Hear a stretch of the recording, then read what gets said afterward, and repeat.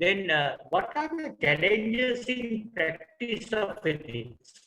Now there are actually now the practice of ethics. When you say in the university also, we are telling there's a subject called ethics, and of course you have to do the practice of ethics while at work. But there are various challenges in the practice of ethics that we have to understand what these challenges are before we try to find solutions. Now, first initially, let me say this: most of the people, most of the undergraduates, they think the study of ethics is limited to study as a module in the university.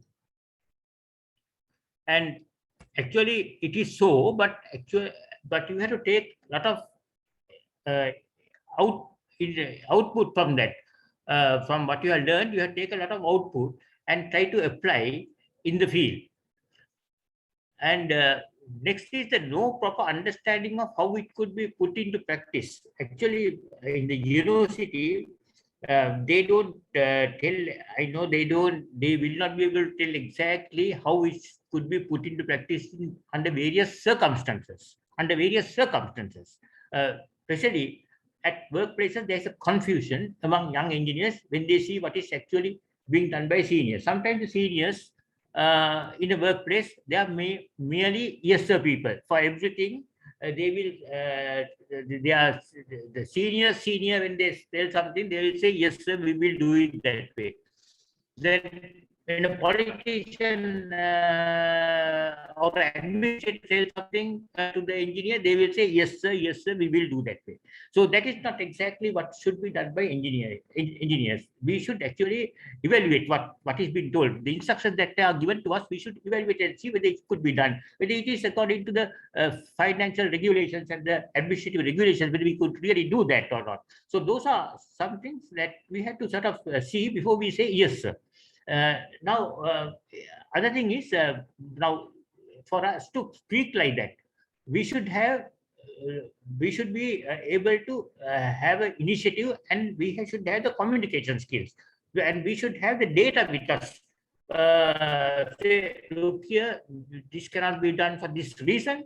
This can be done for this reason. So we should have the real communication skills for us to speak with our seniors and the administrators and the politicians. So that is very important that in the university and even otherwise, you should enhance your communication skills. There are ways to enhance communication skills. You can read newspapers, you can read literature books and various things, and you can improve your communication skills, especially in English. You can improve. Sinhala, of course, Sinhala, the other official languages. I think you all will know that's your mother tongue. You all will be able to understand and know. But anyway, as engineers, one day or the other, you will have to go abroad for some reason or the other. So better that you know to communicate in English also. Then the next issue is hardly mix up with other professionals. Actually, I find that in fact I have been telling the institution of engineers also to see that the professionals should mix up with other professionals. Now, when I say other professionals, it's not only engineers. It is maybe architects, doctors, accountants, then people who are doing marketing, HR people, there, human resources, then IT people. There are so many people, even the administrators. I mean, we should be able to mix up, and we should be able to know economists. We should be able to know what is happening in the country, the economic situation in the country, and so forth. And therefore, it is very necessary. And you must try to speak with respect. You must not think that you are the very big person, and as an engineer, and you should actually give them due respect for those professions also, and try to get from them various things that will help in your career to enhance your career as an engineer. So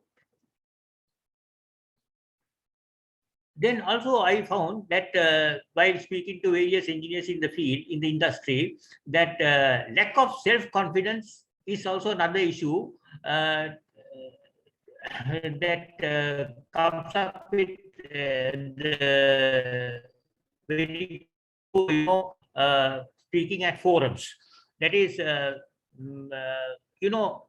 they don't actually study in advance about various things, and they come for the meeting or they come for the discussion without having studied it, having studied the issue.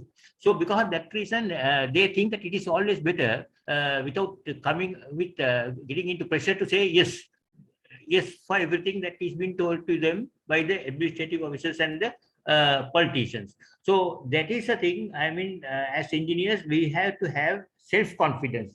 Now, if you self-confidence is built by actually studying the particular subject, particular issue, and then getting all details about that one, about the subject or the issue, and then being armed with all the data so that you can speak at a meeting. So that is not happening with our engineers. So you have to see that those things are happening. Then also there's a fear to give dissenting reports. You know exactly the particular issue is not quite correct. It's not against the moral rights of an engineer, or it's not according to the ethics of the engineer. So therefore, you should be able to give a dissenting report. But there's a fear, thinking that your seniors will pull you up. So then also realist you really speak up against the perpetrators if they are superiors or peers. That is, people who are taking wrong decisions, giving wrong instructions to you. Engineers really speak up. So these are certain issues that will have to be taken up actually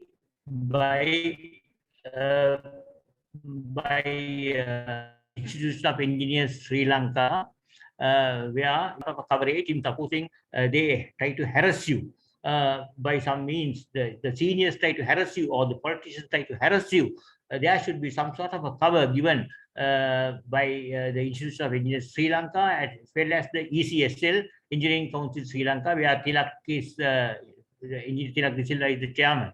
So these are issues that we have been discussing in the past, and I hope this will come right in the future. If the ethics is going to be practiced, then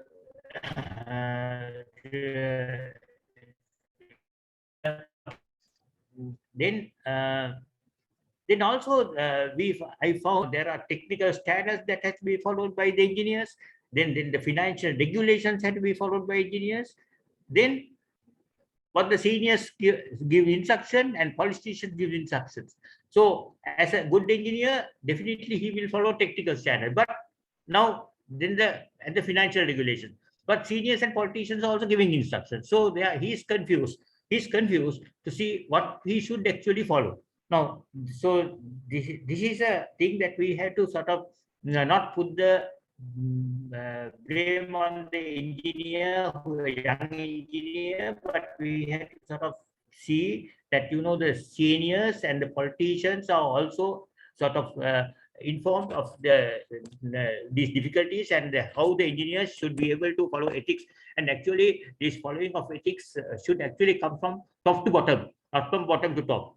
So top to bottom means it will be very easy from your senior engineer right up to juniors. I mean, they should follow ethics. Then also, as I told you earlier, the fear psychosis building up, thinking of intimidation and harassment with regard to if you don't follow the instructions of the seniors. Now, in my career, I faced a lot of things that I told you just now with regard to various issues. And of course, same time, I worked in the while working in the irrigation department soon after graduation. I was I was very committed, because at that time the irrigation department took up designs of Mahavali for the Mahavali. Mahavali development project was going in full scale, and they were actually irrigation department was interested in doing the channel system for Mahavali and the dams, design of dams, and various issues like that. And then, of course, I was involved in most of those things. And I went on a circuit with other senior engineers and took measurements, took levels. And it was sometimes very arduous living, and we had to stay in tents for 1 or 2 days, and then come back with the data, and then plot those things, and then do our calculations and hand over. So that's how we learned from the scratch. Now today, all those things are simplified to a very great extent, because you are having computers, you are having the theorized that give straight information to the computer, yeah, and levels which give information directly to the computer. So those things are much easy for you now today. Uh, so then again, what I really was thinking was that as at Mahali Development Board also, that we had to work in a tunnel. I had to work in a tunnel, the boat and a tunnel. At that time, the Polgola Dam was being constructed, and I was actually assigned to boat and a project, and I was assigned to the boat and a tunnel, where we had to work from 6 o'clock in the morning to 10 o'clock in the evening. And we were given some quarters, and with a cook, and we had to that's how we lived for more than about a year or so. And we didn't have all that comfort, but for the sake of the country, for the sake of that Mahali project, where so much of acreage of land is going to get developed with the Mahali waters, we thought that we should give back to the country with from what the taxpayers have sort of put their valuable money to us for education. So because and also we were also thinking of that, that we should actually enhance by this experience that we get in our work, that we can enhance our career one day or the other to get the professional status in our engineering career. So these are some issues that we must focus on while working as a young engineer, and also we must not shed away without always trying to wait in Colombo or wait near your homes. And we should not do that way. We should try to go out, and then if the work is available, if the experience is there in the outside field, in miles away from home even, you have to go and experience those things, and then get the necessary knowledge, field knowledge, and come. Then only that will be one day or the other experienced engineer, and who can serve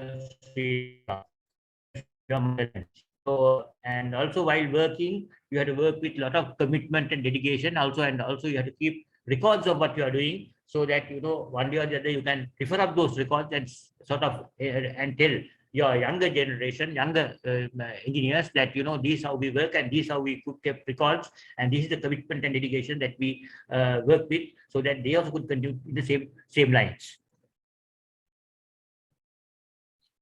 Then